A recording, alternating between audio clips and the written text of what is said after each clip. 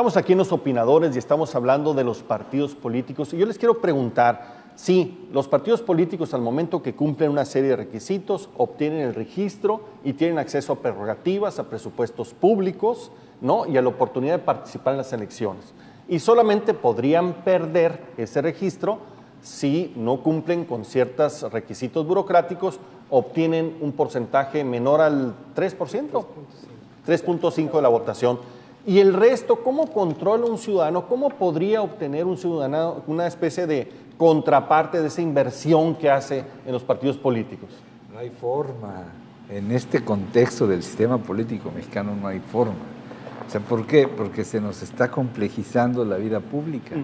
¿Qué quiere decir? Lo que quiere decir es que simplemente ya no son los partidos políticos, sino son las candidaturas independientes. Lo que quiere decir que tenemos que hacer equidad de género.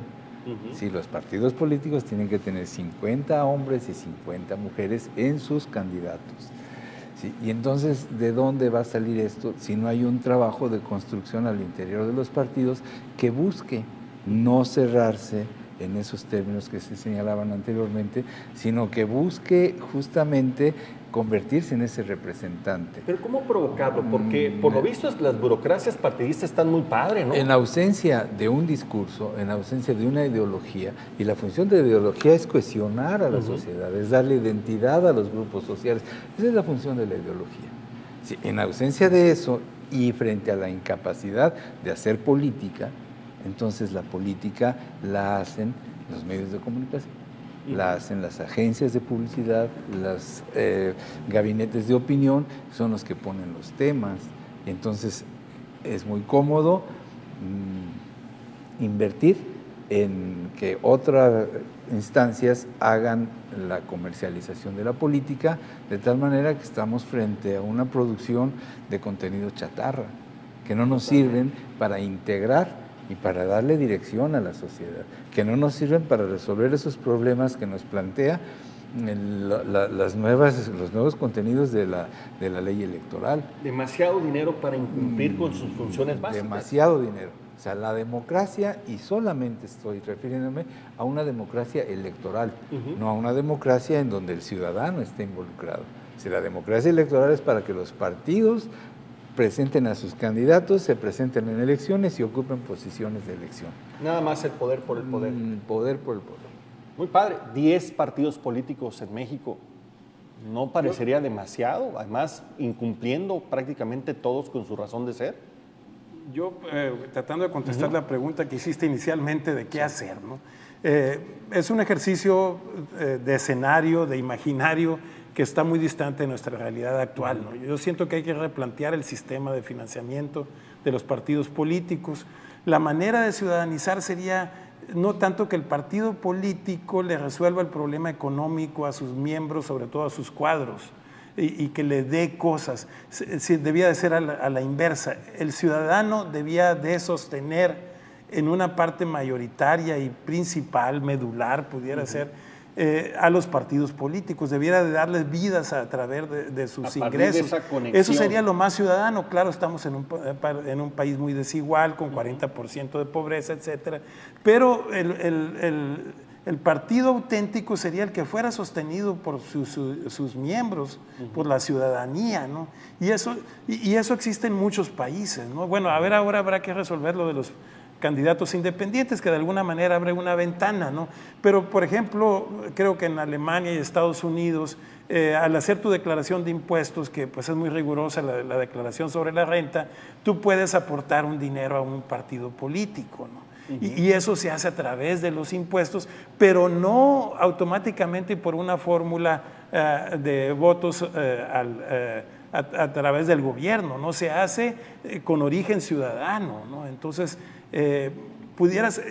habría que discutir, ¿no? Lamentablemente estamos en una cosa que el neoinstitucionalismo le llama la dependencia de la ruta o el path dependence. Se comenzó en una línea y es muy difícil de la noche a la mañana cambiar el sistema, pero yo creo que habría que replantearlo, porque mientras el partido sea una fuente jugosa de negocios y de ingresos y muy legal y muy derecha, además con muchas facilidades, difícilmente vamos a evitar que incluso lleguen elementos poco deseables, poco atractivos para el ciudadano, ¿no? Nos llegan elementos que están desesperados de hacer negocios en los puestos públicos y que además como candidatos se llevan engañando a la gente con prebendas, con apoyos, pero no sé, vuelvo a la cuestión de la perversión del financiamiento público y no tenemos una transparencia de dónde vienen los recursos que utilizan los precandidatos,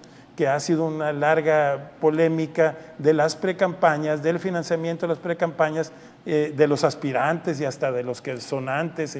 Y bueno, ahora se legisló para las precampañas, pero seguimos teniendo los mismos problemas, ¿no? Es otro gran problema que tenemos, la opacidad que existe en los financiamientos y en la forma en que se manejan los partidos políticos. Y son recursos públicos los que manejan. Claro. Pero bueno, a mí me parece que el problema es político, ¿no? No es solamente de financiamiento, sin duda es un problema grave, cuesta muy cara la democracia, cuestan muy caro los funcionarios de los partidos, pero el gran problema es la incapacidad de cumplir con esos tres elementos que Nicolás señaló al principio, ¿no? Que yo retomé de algún modo para ubicar el problema real, que es que la política está a la sombra. Pero ¿cómo definirías más específicamente el problema político? Pues el problema político es esa incapacidad de producir contenidos y proyectos de futuro, porque la política es ideología, es discurso y es futuro. No hay incentivos para ello.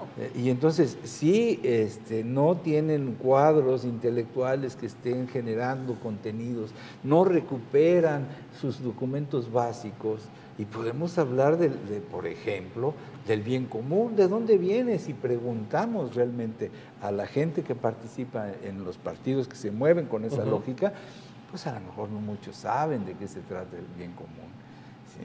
Y entonces no se recupera como un discurso. El partido tiene la obligación de estructurar un universo simbólico que convenza y que genere credibilidad en los ciudadanos, de tal manera que a través de eso se genere la orientación del voto. Exacto. Pero acá no. Acá el asunto es, vas a votar porque te voy a regalar gorras, sombrillas.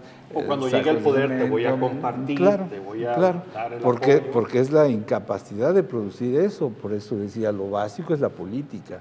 Y si la política no se está haciendo en ese sentido de producir discursos, de producir proyectos que se confronten, tu proyecto frente al mío, y que los electores decidan cuál es el mejor. Pero además, entonces, ese es el problema, y sobre eso montamos entonces un financiamiento que dice uno, pues esto es echarle dinero a un pozo sin fondo, ¿no? Pareciera una historia de locos, porque lejos de los partidos de mejorar la democracia, estamos viviendo una partidocracia poco democrática que además constantemente viola hasta los derechos de sus propios militantes. Los tribunales electorales están saturados de querellas de entre los propios militantes que sienten violados sus derechos. Es increíble esto. Costoso, no es funcional, no responde a su razón de ser y además crean muchos problemas para tener una buena cultura democrática. Sí, yo siento que vivimos en un sistema de privilegios y de élites todavía, ¿no? Y todavía hay grados de acceso a la ciudadanía, ¿no? Si antiguamente teníamos un partido único, hegemónico, que era el que monopolizaba los puestos públicos y el acceso al poder público, ahora se amplió un poco a un sistema de partidos un poquito más amplio, pero yo pienso que se ha llegado a ciudadanizar ni se ha empoderado a la ciudadanía, se empoderó a los partidos políticos. Todos los partidos políticos controlan el poder y ellos han estado siendo muy celosos y muy cuidadosos de todas estas reformas que las hacemos cada 6 años o antes si algo importante acontece, en poner normas que cambian, pero ellos siguen quedando igual, ¿no? Exacto. Ahora hicieron una serie de cambios, pero por ejemplo, se quitó la reelección, que era un elemento que privilegiaba mucho a los partidos. Bueno, los partidos se sostienen mucho en la no reelección, en los plurinominales, en las prerrogativas. Podemos seguir escarbando ahí, ¿no? Pero, por ejemplo, al quitar la reelección, se dejó creo que los plurinominales también se pueden reelegir. Exacto. Y reproducen sus propios privilegios. Otra vez lo mismo. Entonces abren ventanitas, pero al mismo tiempo se ponen candados y se cuidan, y ellos difícilmente se hacen el harakiri, ¿no? Entonces siguen comportándose como un coto de privilegios y de poder que realmente no le ceden a la ciudadanía. No hay una confianza real en la ciudadanía abierta, en el pueblo llano, por usar un término antiguo. Muy bien. Tú lo dijiste, la perversión, ¿no? No solo la perversión de la política, sino la perversión de la práctica partidista, ¿no? O sea, ese es uno de los grandes problemas. Los vicios han avanzado. Muy bien, estamos aquí en Los Opinadores, estamos hablando de los partidos políticos. Vamos a regresar en unos breves momentos.